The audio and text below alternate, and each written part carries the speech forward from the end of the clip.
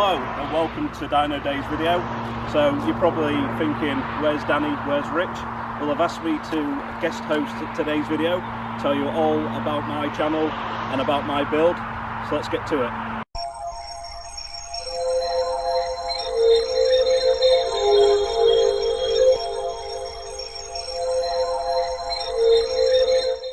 So you're wondering who I am? I'm Rob and my channel's called Flawless Culture. So my channel's basically a build channel, a bit informative as well. I'm trying to build a community. Basically we take cars, we build them and then we share all the content. And it's mainly, it started obviously from our love and the passion of cars, but more to like share information with you guys, because there's not a lot of information on the internet. I mean, there is good stuff and there's also bad stuff as well, but obviously speaking with people with experience, have been able to manage you know, a build, get from start to finish and have no issues. So on the channel right now is my drag car. So this is a Honda Civic EJ9 and this is a dedicated drag car. I will be putting it on the road until we start doing faster times. But again, like I say, that's the build that we're currently on at the moment. I've got a boosted Honda Civic Type R as well. That makes 422 wheel horsepower. And we've also had a Honda Civic EG as well, which was destined for the scrapyard. We took that, we stripped it down, built it back up, and we use it on the track. So let me tell you about this build. So this started as a stock EJ9, it's 1999, so the initial plan was always to drag race this car, and this is what we intend on doing. So originally it came with a D14 engine, so that's not really going to be any good for us, so we decided to do something very special. So if I open the hood,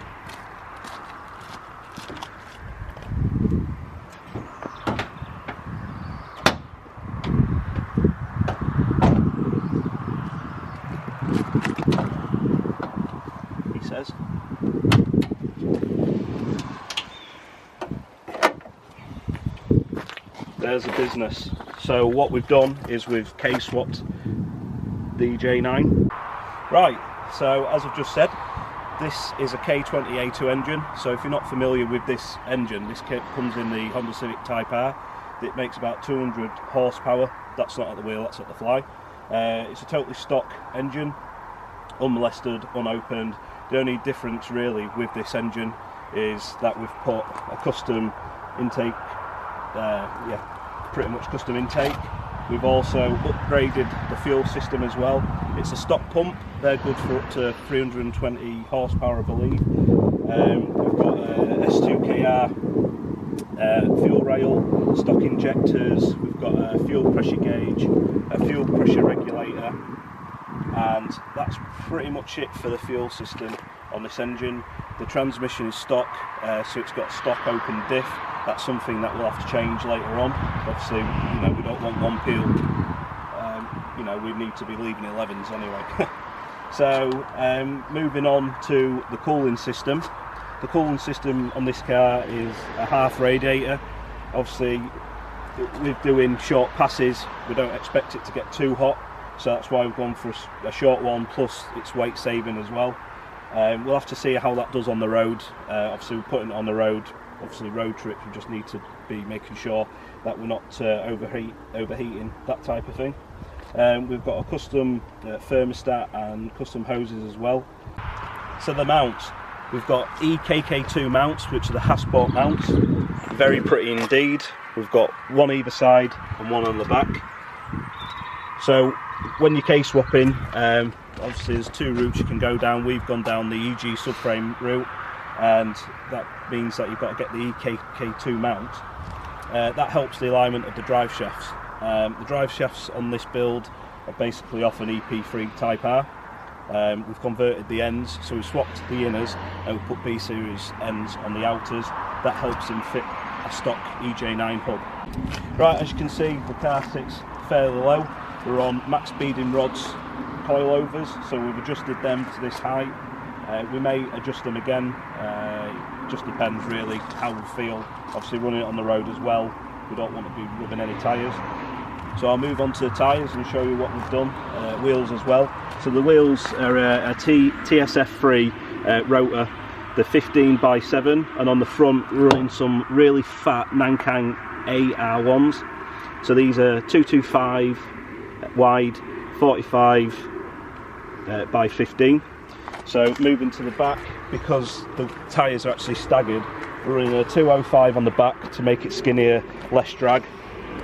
Yeah, so these are a 205 50 15, and the reason why we've gone for a 50 wall is basically to try and get the same height as the back. As you'll see here, there's a bit of rust. I mean, it's not the cleanest shell, but it's the most practical shell for our budget, and it works. It's very clean underneath. But we're going to be spraying this at some point.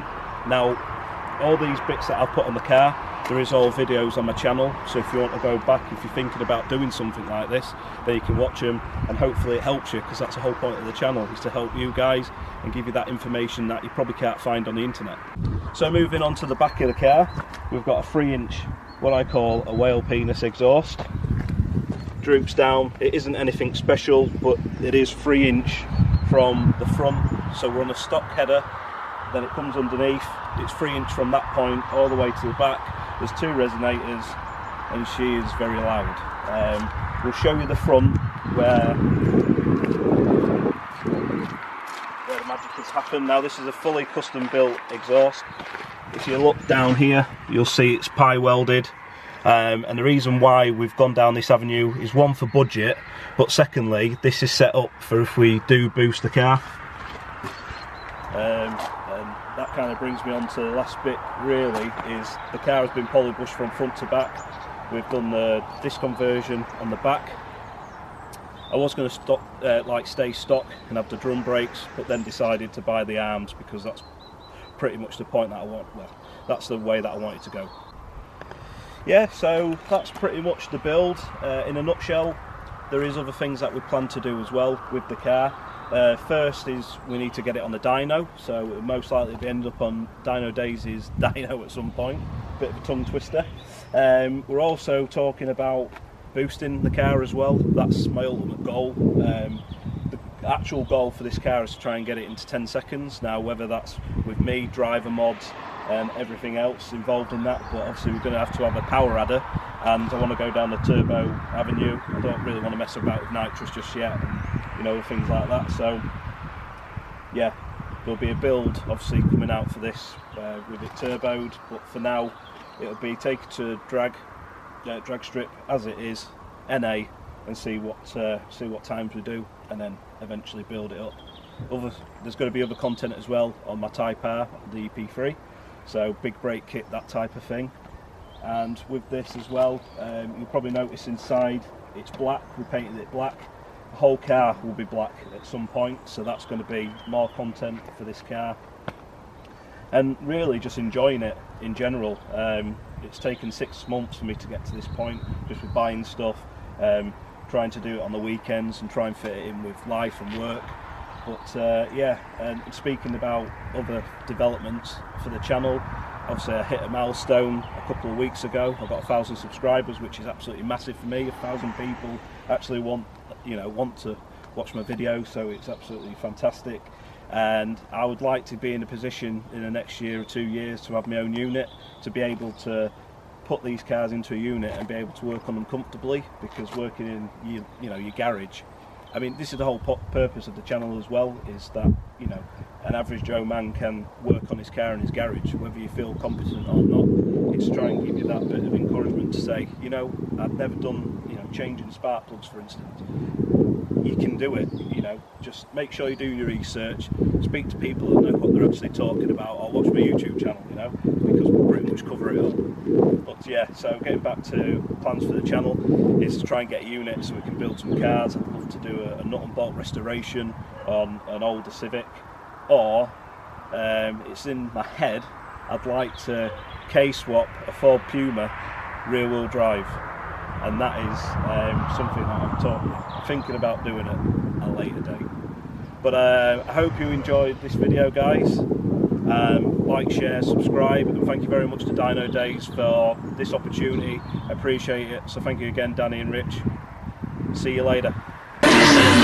I'm saying, dude. Life moves pretty fast.